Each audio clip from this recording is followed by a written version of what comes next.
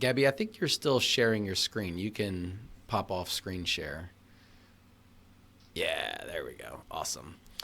I got to tell you, I'm excited for this week. I don't know if it's because it's Thanksgiving. I mean, Thanksgiving's a great holiday. You just show up and eat food.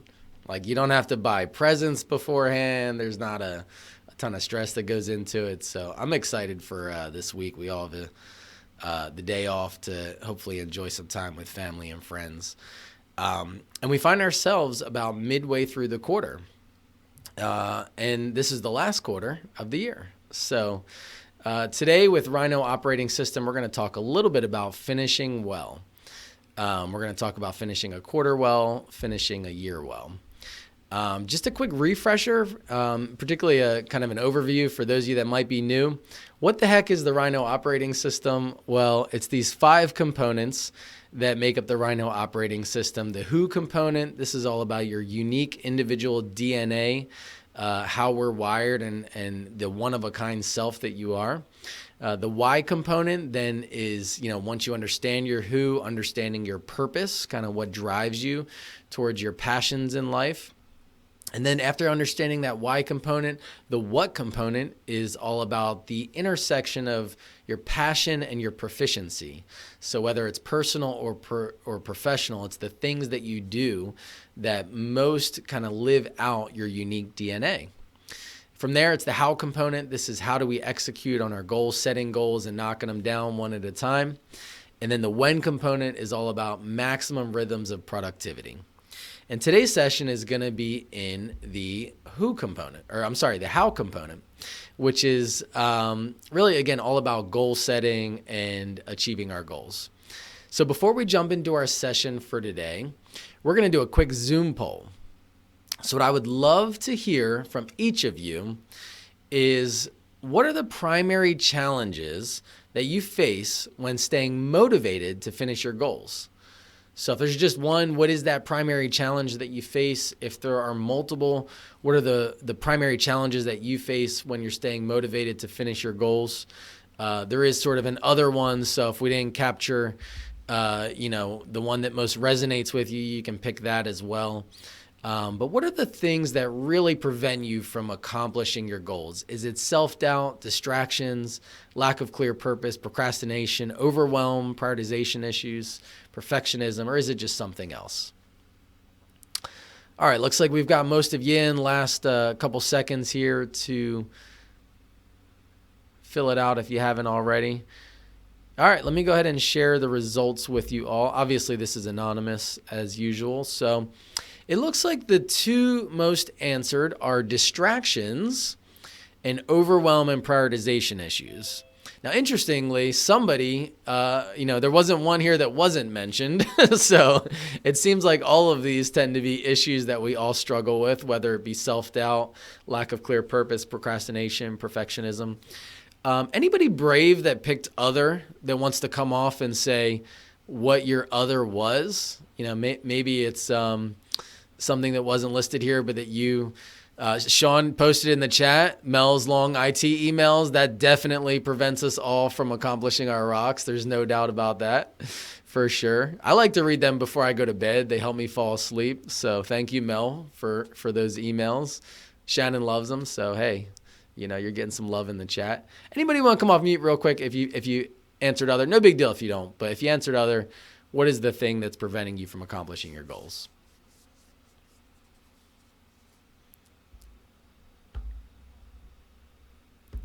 All right, no problem. We're gonna continue on then and talk about 3 of those obstacles. So these are the 3 obstacles that I found are most common. Johanna chose all of them. That's great. It could, it doesn't have to be multiple choice. It could be a select all kind of thing. These are the 3 obstacles that I found are most common in preventing us from accomplishing our goals. So the first obstacle is procrastination. Now, we've talked about procrastination here at Birgo before. It is a common challenge. Frankly, it's a common challenge for me. We often delay tasks for a number of reasons, but it causes us to miss deadlines and often causes us to have decreased motivation.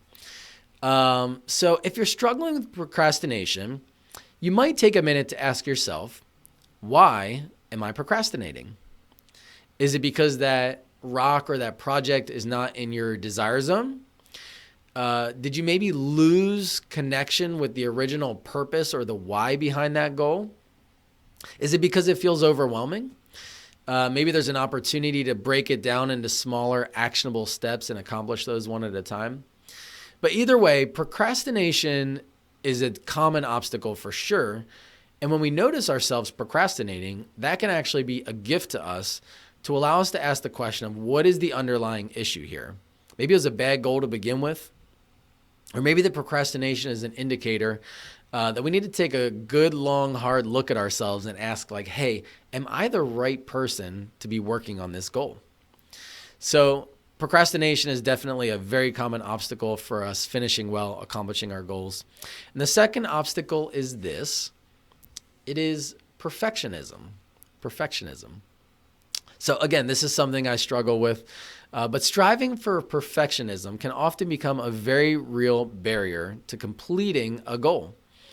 When we set these like unrealistically high standards, it often slows down our progress, and we start to really nitpick on these individual things that we're trying to accomplish because we just want to accomplish it perfectly. And interestingly enough, that can be pretty demotivating for us. You can end up looking at this goal and saying, oh, I've got to get every little piece of this perfect. And that starts to suck the motivation out of the original why behind accomplishing it. And oftentimes, we don't have to get it all perfect to get it done the way that we had originally set out to do it. Oftentimes, we're holding ourselves to a higher standard than we might have set when we originally set the goal. So again, you got to ask yourself the question, what have I actually accomplished? And sure, it might not be perfect. Maybe you've made some progress, but this is the opportunity to really celebrate the gain and not the gap. Because the more you aim for perfect, the more it zaps away our original motivation. And interestingly enough, the less you aim for perfect, the more motivating and the more productive we can often be. So you've heard us say it before. The idea here is to value progress over perfection. And the third obstacle is this, prioritization. So oftentimes we have difficulty prioritizing our rocks or our goals among all of the many things that we have going on. We call that the whirlwind. So oftentimes the whirlwind sucks us in, and we just can't prioritize those big things that we've set out to accomplish, either personally or professionally. So we have to take a step back and say, okay, what could I possibly do to start making progress on this rock? And oftentimes a great way to reprioritize that rock is to break it down into smaller components. Ask yourself the question, what are the small actionable steps that I can be taking right now to make progress? Another thing I often like to do here is fly back up to 30,000 feet and look at the rock in light of my other priorities, or maybe look at the annual goal that you set in light of your other priorities and say just, hey, has something just shifted here? You know, I'm mid-quarter now, or maybe I'm mid-year now. Has something shifted? Is this no longer a priority for me? Is this no longer a priority for my department, for my organization, for my family? You know, sometimes you just have to come back up to 30,000 feet and ask yourself those questions. So, in summary, 3 common obstacles that I struggle with, that I find others often struggle with, are the obstacle of procrastination, so really just putting things off, the obstacle of perfectionism, so trying to make it absolutely perfect the way that you wanted it to be, and the obstacle of prioritization. So either something new has come in and become the main priority, or maybe the whirlwind has just zapped us into the whirlwind. We're having a hard time prioritizing that rock. But I found those 3 are 3 very common obstacles to finishing well, to accomplishing those tasks. So we're going to talk about what can you do to get past those obstacles. And surprise, surprise, we've got a tool. So today's tool is going to be called the mid-quarter review. So the mid-quarter review is a tool to help you really develop an action plan when you're midway through the quarter or maybe midway through the year. It's a tool you can use anytime you're kind of in the middle of accomplishing a goal to take a step back, revisit your original why, and get things back on track. So this is that tool. Let me walk you through an example of the tool, and then we're going to take maybe just 2-3 minutes. I'm going to walk you through it, and I want you to maybe be thinking about an example of a rock or a goal that you have that's off track, and we're going to just kind of go through it as an example to help you start to think about ways to get that back on track. So here's my example. I chose to do a personal goal here. And I actually chose, many of you know, I set goals every year in my 10 life accounts. So like physical, mental, emotional, spiritual, parental, marital. So I set goals in all of those life accounts. The one I chose was physical. So here's one of my physical goals that I set for the year. I wanted to reduce my body fat by 2% while maintaining my BMI and my body weight. So this is a bit of a vulnerable one. I'm going to talk about my weight. But my current status is I've reduced my body fat percentage by 1.8%. But interestingly, my weight has dropped a good bit as I've done that. So my goal was to maintain my weight. As you get older, your body starts to reduce its amount of muscle mass and stops producing as much as it used to. And so I'm trying to get in front of that, right? I want to make sure that I'm not gaining fat, but also not losing muscle. So that was kind of the idea behind this goal. So what have I accomplished? Well, in January of this year, I did Whole30. I increased my protein intake to about 1 gram of protein per pound. I added back in cardio once a week, so started to do a little bit more cardio. Reduced the carbs in my diet. I did blood work and kind of monitored my markers. So those are some things I've done throughout the year to try to get this goal to have some progress. And I just thought it'd be helpful to give myself like a little visualization of this. So I made this very rudimentary chart here. My original goal, my weight and body fat was there. I reduced my body fat percentage, but also reduced my weight. And my goal is now to maintain that body fat percentage, but then increase the weight. So that's kind of where I'm trying to get things to. What's working? Well, I reduced my body fat percentage by almost the full amount. I'm almost there. My blood work markers are improving and looking pretty good. And my energy has increased. So, these are all good things. What's not working though, I had to lose a lot of weight to get my body fat percentage down. That wasn't my goal. I got sick a couple times this year and I got injured a couple times, and those just cause setbacks, when I'm not feeling up for waking up in the morning to do my workouts in the morning. Or, if I have an injury, I have to actually take a week off or take 2 weeks off. And then the last thing, having a hard time getting up early, particularly if I'm working later into the evenings, it just gets a little bit harder to get up early in the morning.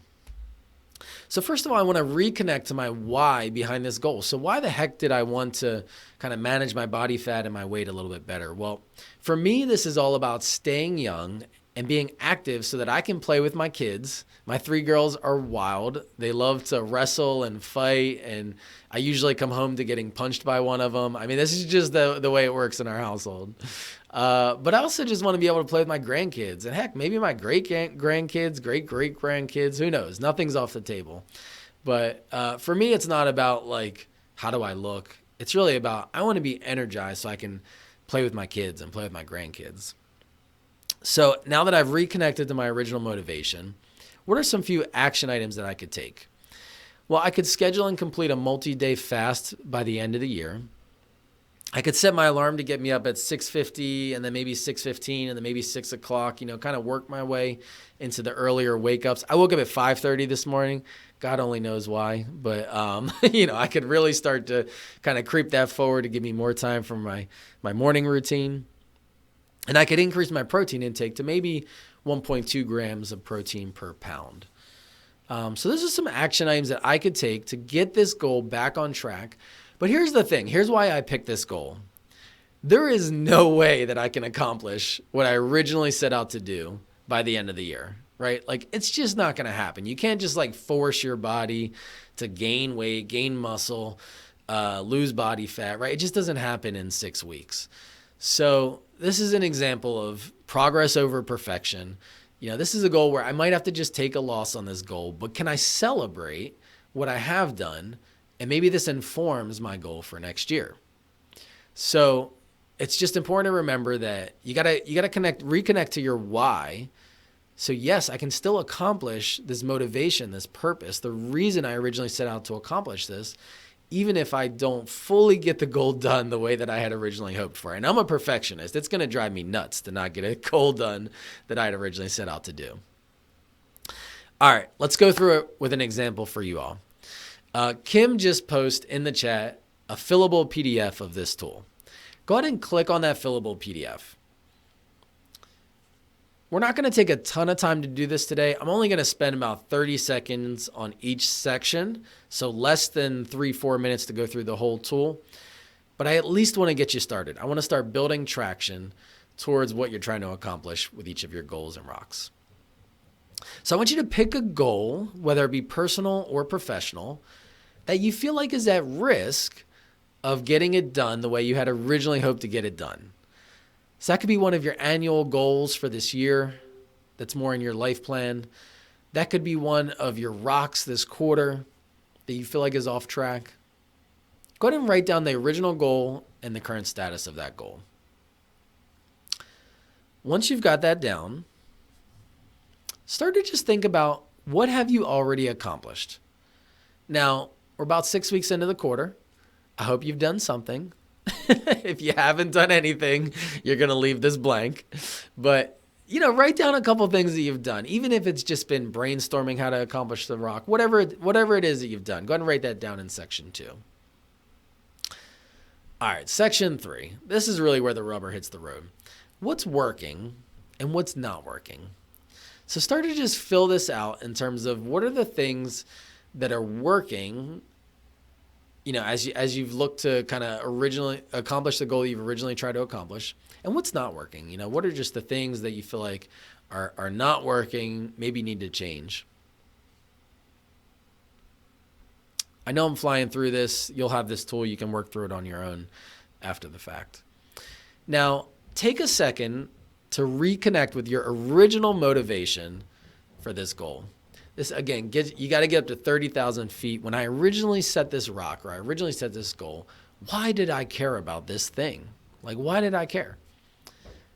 Just if it's a bullet point or a couple words, doesn't have to be a full sentence here. Write a couple words that were your original motivation behind this goal. And then here we go. We're going to turn it into action.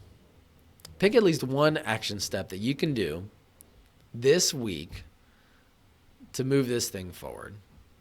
So section 5, at least one action step that you can do to move this thing forward. All right, so now you have the tool. Anytime you feel like you're off track on a goal personally or professionally, break that tool out, work through it, and just give yourself a chance at getting something done that's in accordance with your original vision for why you originally set that goal. All right, so let's do a quick recap.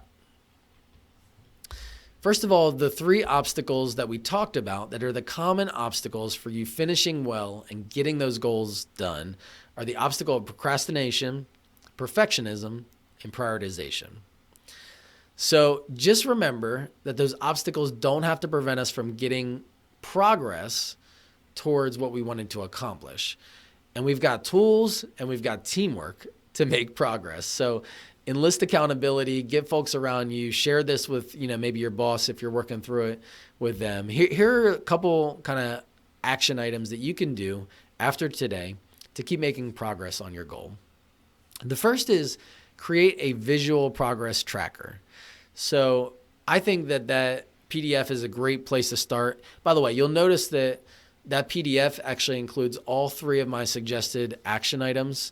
But you don't have to use that PDF. You can use a piece of paper and a pencil, but start to just come up with some kind of visual way to track your progress. You could even make a little chart, make a little drawing. I find that helps me kind of connect to the right side of my brain and, find some creative solutions for getting those things done. Second is reconnect with your why. And we've talked about this, really, why did you set this goal?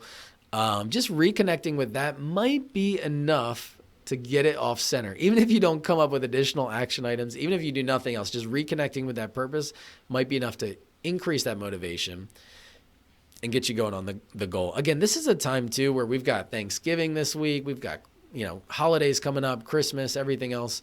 It's easy to have those distractions kind of messing with our head. So this is an opportunity to kind of reconnect with that original purpose to motivate us through to finish well. Last but not least, break it down into smaller tasks. The only way to eat an elephant is one bite at a time. If you've got this rock that feels like an elephant, you just have to break it down into smaller bite-sized pieces and start making progress. And again, focus on the gain, not the gap. Focus on what you've accomplished, not how much you still need to do. Just focusing on that huge amount of stuff that needs to be done is likely to really kind of make things challenging. You get in your head and you don't accomplish those goals.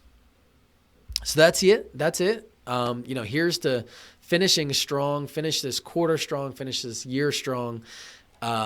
We've got 2 more ROS sessions left in December. I'm excited to do those. We're going to be talking a little bit about kind of, continuing the arc to finish this year well and really start to launch us into next year. But before we do that, we've got a couple minutes left. Any questions on today's session or otherwise? I don't have a question, but I was a very gifted young child, and that perfectionism has been embedded into me forever. And I learned this in college, and it has helped me, and maybe it'll help other people. And excuse my language, but anything worth doing is worth doing That's half-ass. good. You know, 5 minutes on a task, 2 minutes on a task is better than no minutes on a task. So Yeah. hopefully that'll help other people. No, that's awesome, Hannah. Thank you for sharing.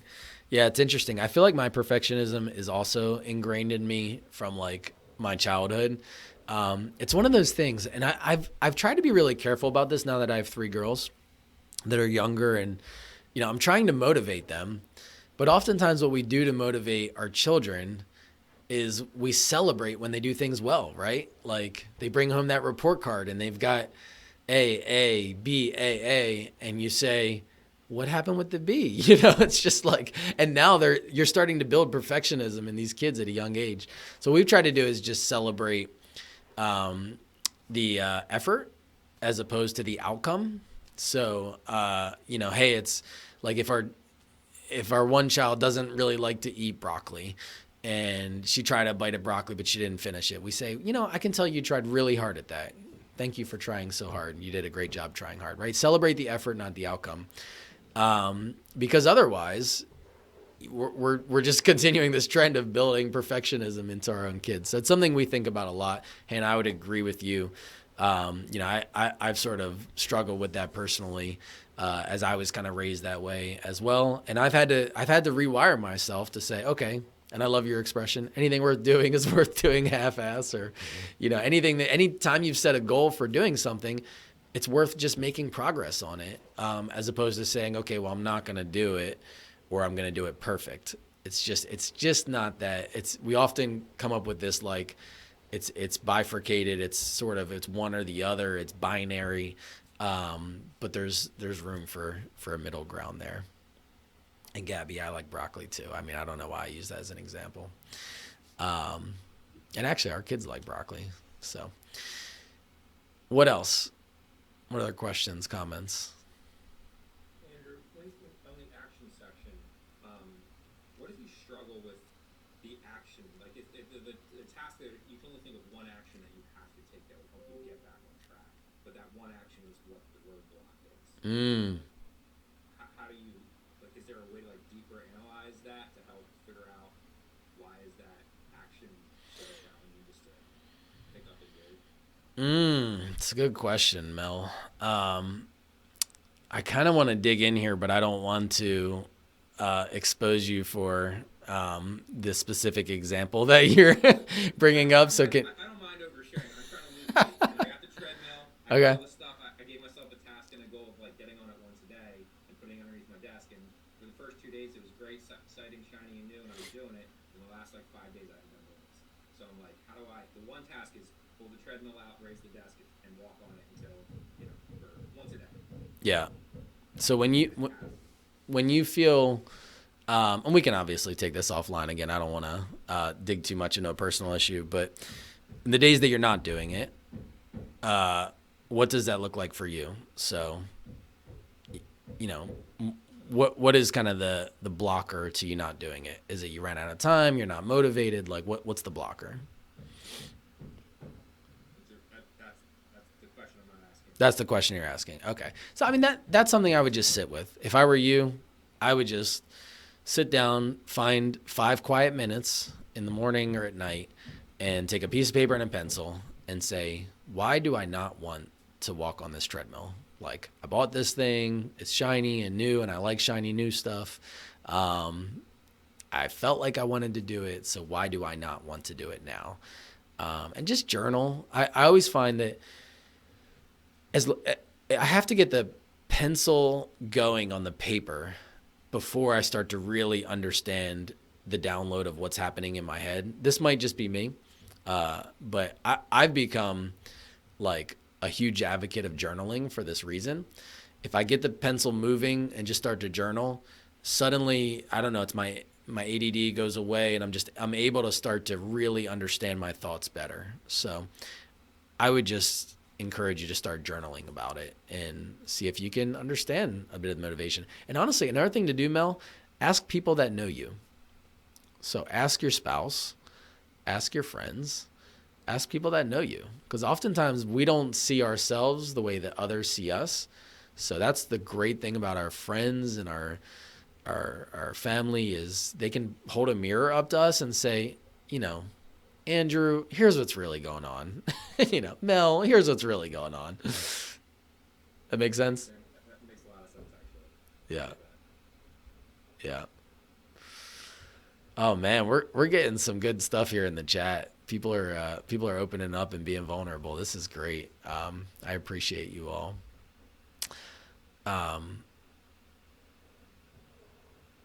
Mel, there's some good stuff here in the chat for you to be checking out. Yeah. So, anybody else want to share? Ask a question?